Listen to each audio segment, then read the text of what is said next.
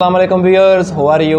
उम्मीद है कि अच्छे से होंगे। मैं हूं लुकमान मिर्ज़ा और आप देख रहे हैं मेरा यूट्यूब चैनल लुकमान मिर्ज़ा।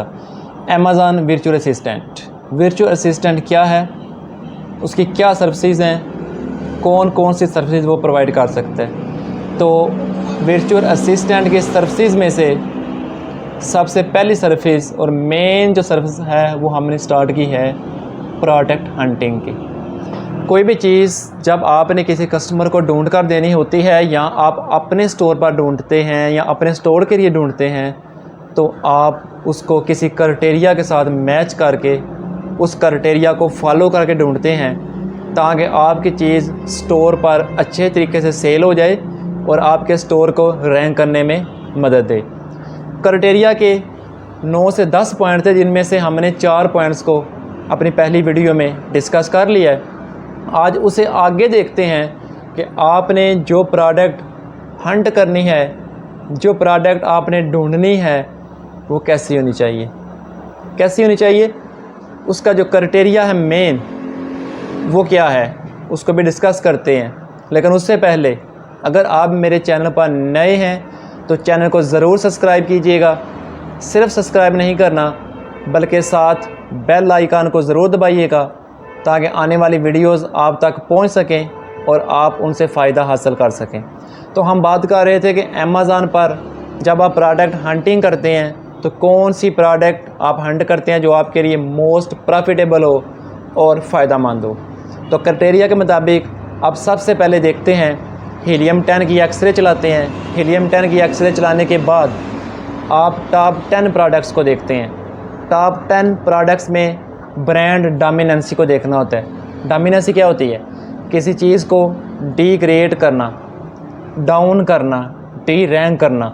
उसका मतलब हुआ कि टॉप 10 में अगर कोई ब्रांड 3 से ज़्यादा दफ़ा रिपीट हो रहा हो, यानी वही प्रोडक्ट एक ब्रांड 3 से ज़्यादा दफ़ा बेच रहा हो, एज अ सेलर काम कर रहा हो, तो आप वो प्रोडक्ट सेल नहीं करते, वो आपके क्राइटेरिया को मैच नहीं करते।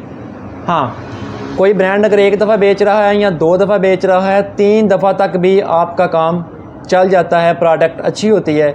लेकिन वही ब्रांड अगर 4 बार या 5 बार चीज़ सेल कर रहा है, ब्रांड की रेपुटेशन आ रही है, तो वो प्रोडक्ट्स आप क्या करते हैं, इग्नोर कर देते हैं, वो क्राइटेरिया से मैच नहीं करती। उसके बाद दोबारा आप देखते हैं कि टॉप 10 में अमेज़न खुद कितनी दफ़ा सेल कर रहा है वो चीज़। अगर अमेज़न 3 से ज़्यादा दफ़ा सेलर है खुद, तो फिर भी आप वो प्रोडक्ट नहीं सेल करते। क्यों नहीं सेल करते? उसकी रीज़न ये है कि जब अमेज़न खुद सेलर है तो वो आपको कभी रैंक नहीं करवाएगा।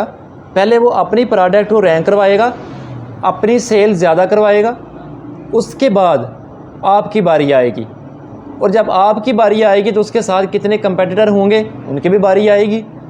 तो लिहाजा कंपटीशन में आपका स्टोर रैंक नहीं करेगा, वहाँ पे अमेज़न आपको डोमिनेट कर रहा है। तो जो प्रोडक्ट आपने हंट करनी है, उस प्रोडक्ट में अमेज़न एज अ सेलर 2 से ज़्यादा दफ़ा नहीं होना चाहिए।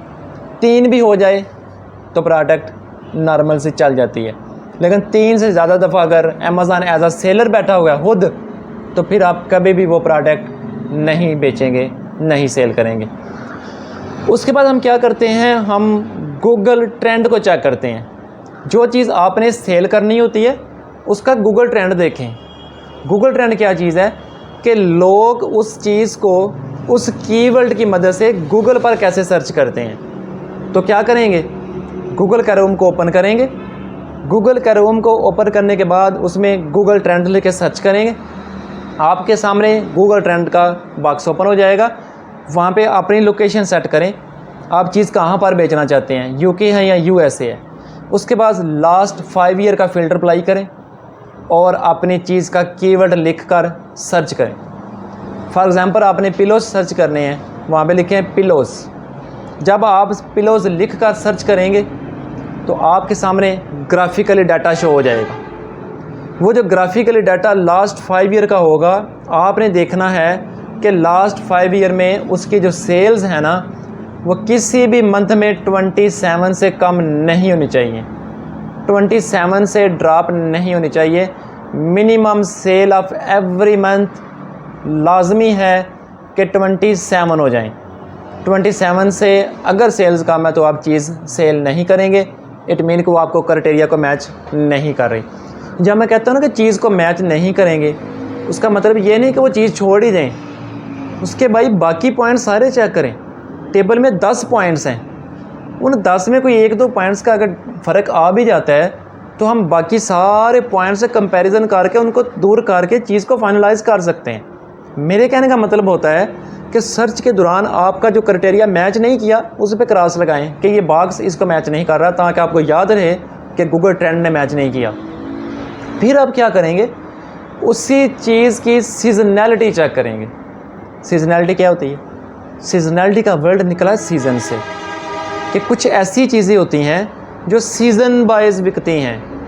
फॉर एग्ज़ाम्पल, आप एयर कंडीशनर का काम करते हैं तो आपको पता है एयर कंडीशन, जितने भी एयर कंडीशनर हैं वो सारे समर में सेल होते हैं, विंटर में तो उनका काम ही नहीं है। तो इस तरह के जो प्रोडक्ट्स हैं वो आपकी सीजनल प्रोडक्ट्स होती हैं।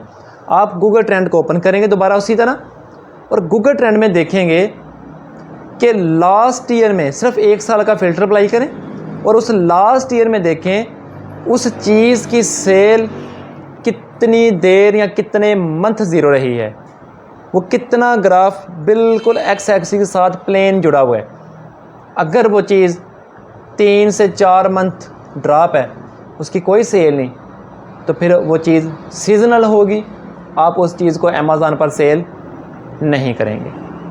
उसके बाद आपने क्या किया, ब्रांड डोमिनेंसी भी देखी, अमेज़ॉन एज अ सेलर भी देखा, गूगल ट्रेंड भी देख लिए, सीजनैलिटी भी देख ली। फिर आप देखेंगे प्रॉफिट मार्जिन क्या है।